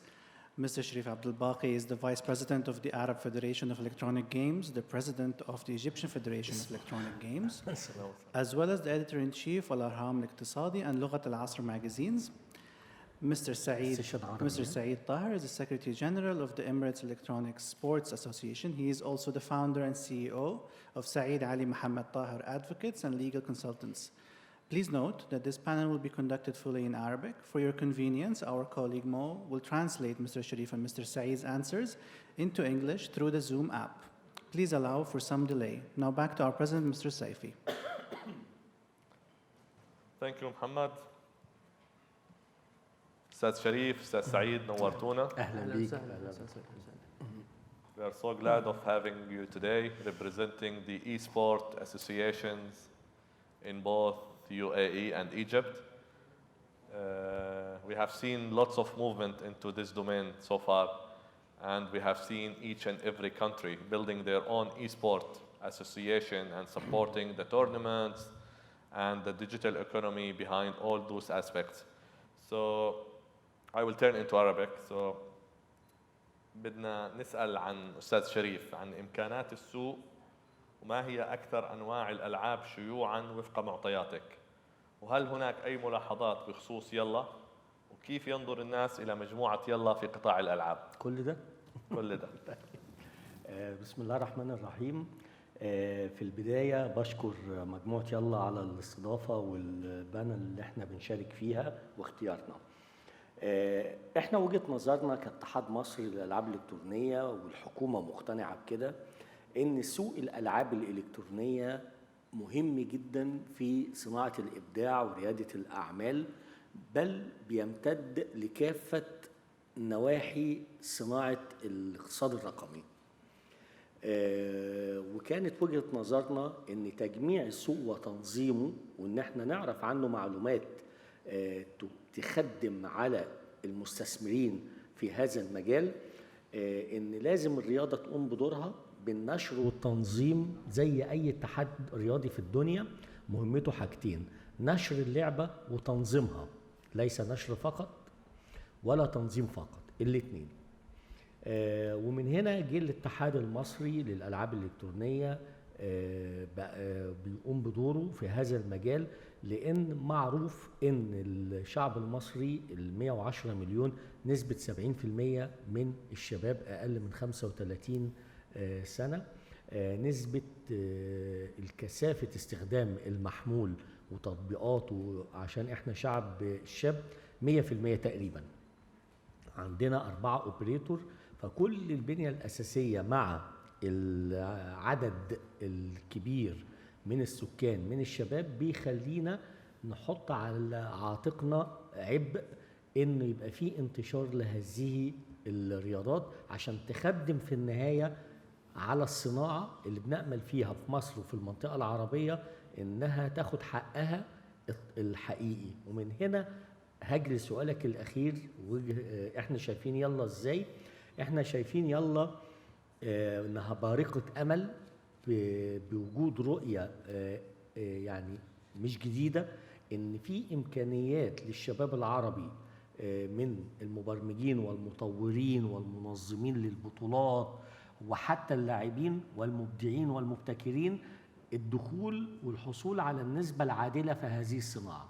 فيلا بالنسبة لنا كانت بارقة أمل، بشرنا بيها وقلنا هذا الكلام ونقلناه للمطورين والستارت اب والمبرمجين اللي شغالين في شركات عالمية عن طريق الاوت سورسنج اللي منتشر عندنا في وجود سياسة، لدرجة ان احنا بقى عندنا مبادرة رئاسية لتدريب 10,000 مطور، الكلام ده من 3 سنين، وإنشاء 100 شركة عشان الدور المصري في أفريقيا.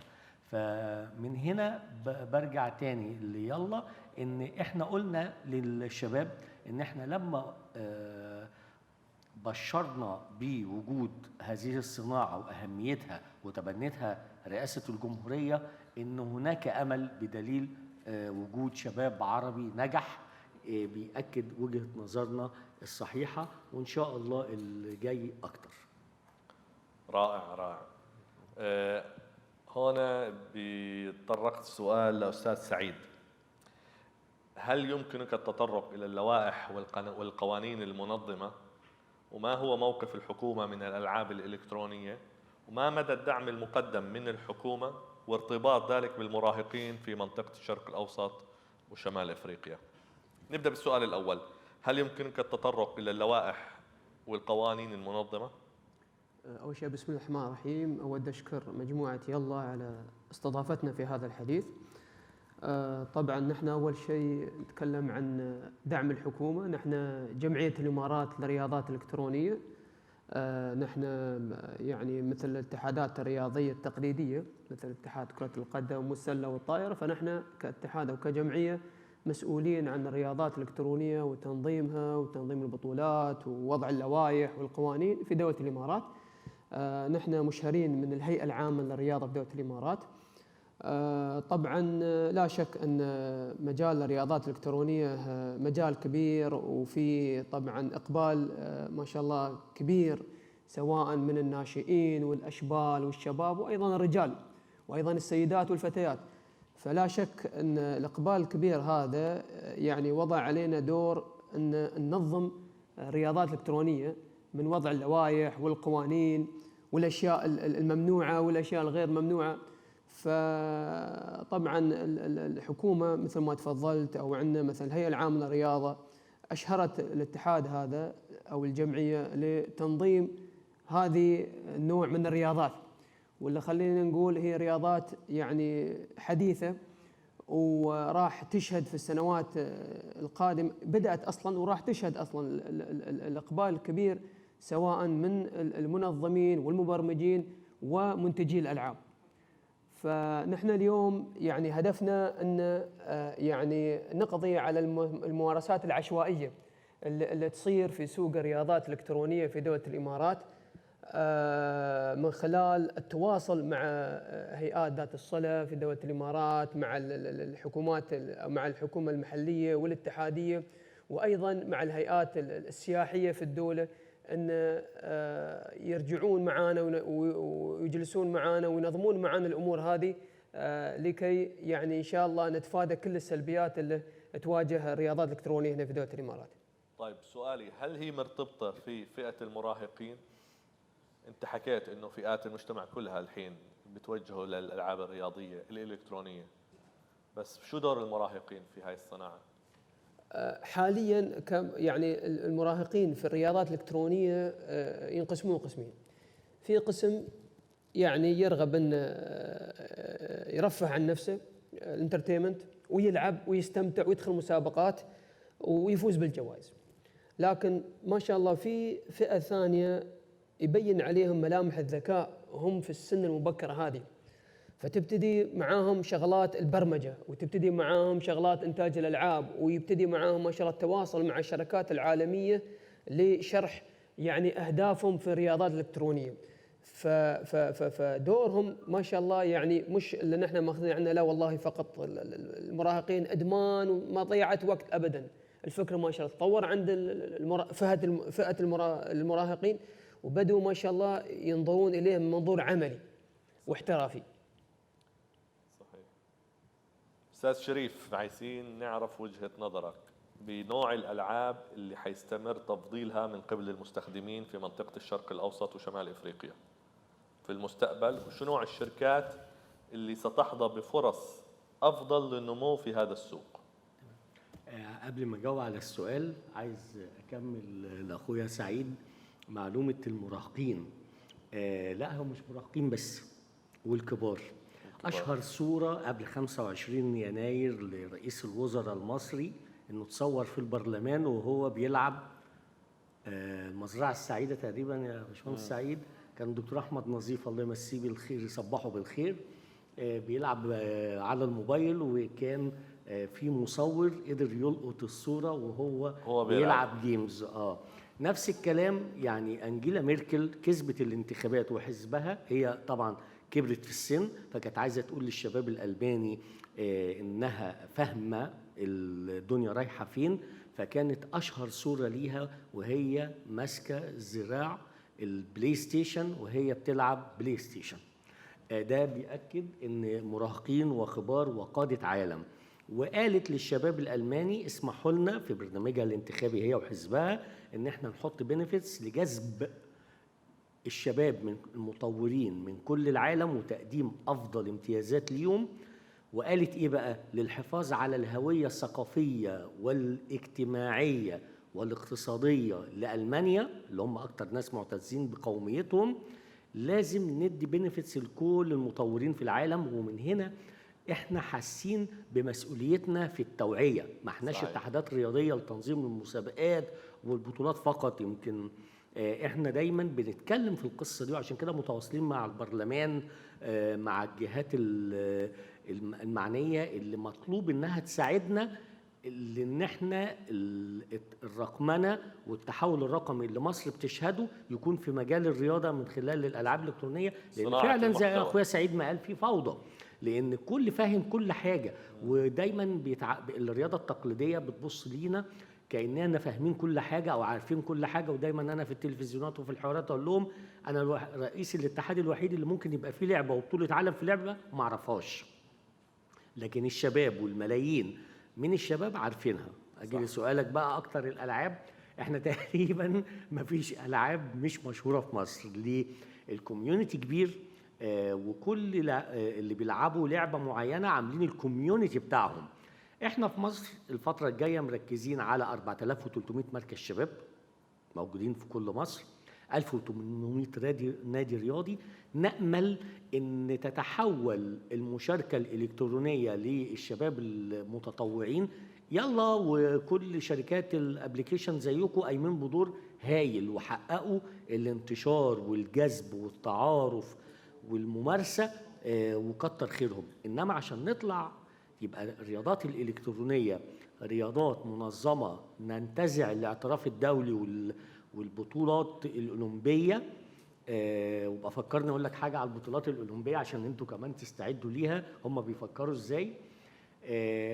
إن إحنا يبقى في فرق نظامية تابعة لكل الهيئات الشبابية والرياضية. والبشرة اللي بقولها لكم برضو، إحنا بدأنا في وزارة الشباب والرياضة وفي الاتحاد نعتمد الأندية الإلكترونية اللي بيتم إشهارها كشركات، عشان ضغطنا على الحكومة وفهمناهم إن إحنا مش هينفع نستنى مراكز الشباب والأندية والهيئات الشبابية زي أي رياضة، لازم نعترف بالفرق اللي بيتم تكوينها على الإنترنت، الشباب اللي بيجمع نفسه.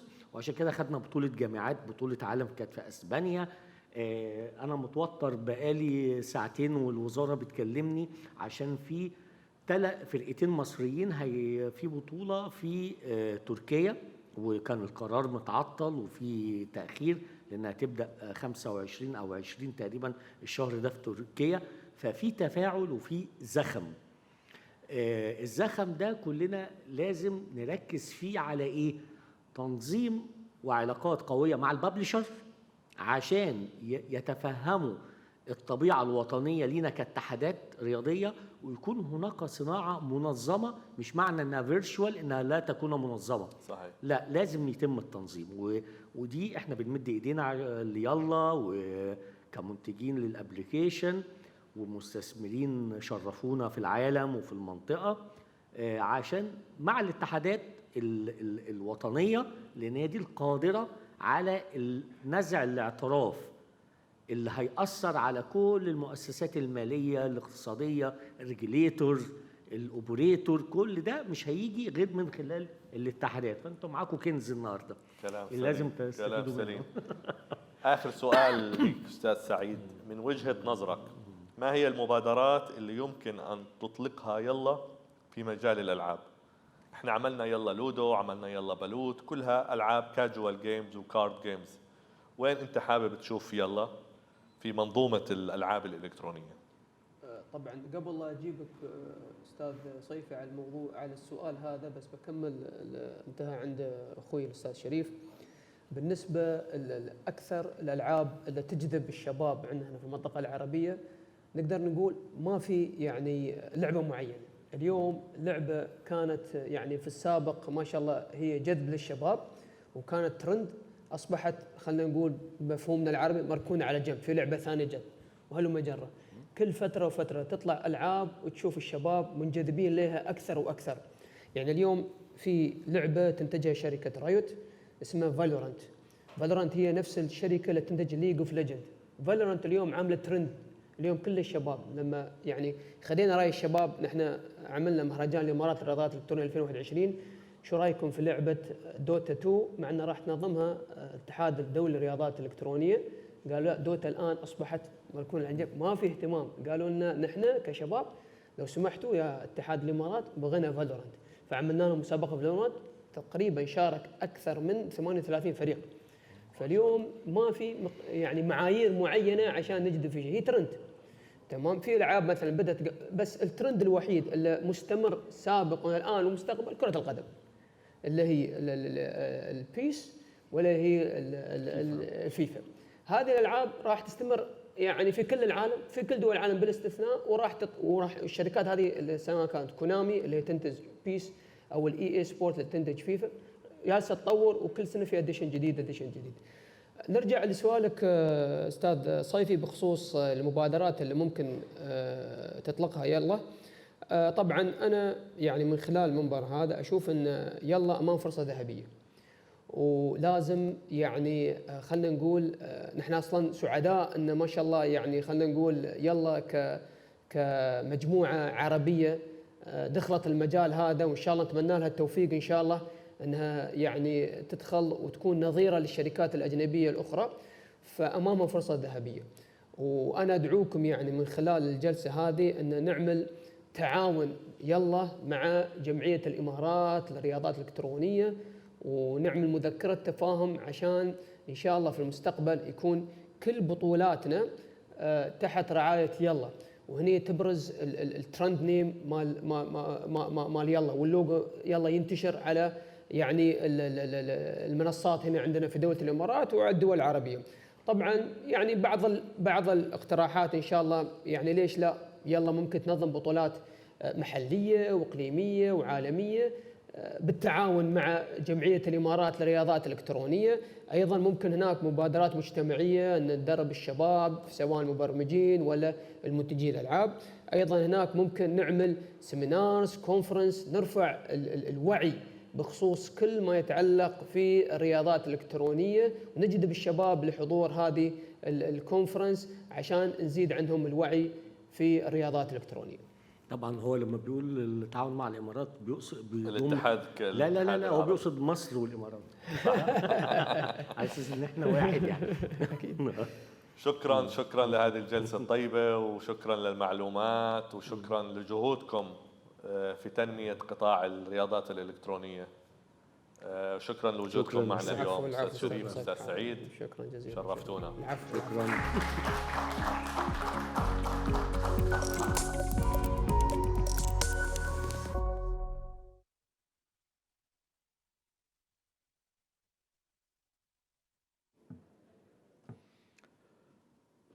Well, thank you everyone. And this last panel brings a close of our Analyst Day. I want to thank you all once again for attending our call today. Thank you, our important users, for sharing your experiences with the Yalla community. And thank you, our distinguished speakers. Your wonderful speeches from local perspectives demonstrate a more comprehensive and promising MENA market. And here I also want to express my gratitude to all my colleagues for preparing this event. Your eagerness and hard work always impress me. I feel so honored to work with you all and to lead this team. Finally, and most importantly, I want to thank all investors and analysts for attending this event today. We hope this was an informative and inspiring event for you all. We look forward to having you with us again in the next event. And now I will turn it over to Kerry. Thank you.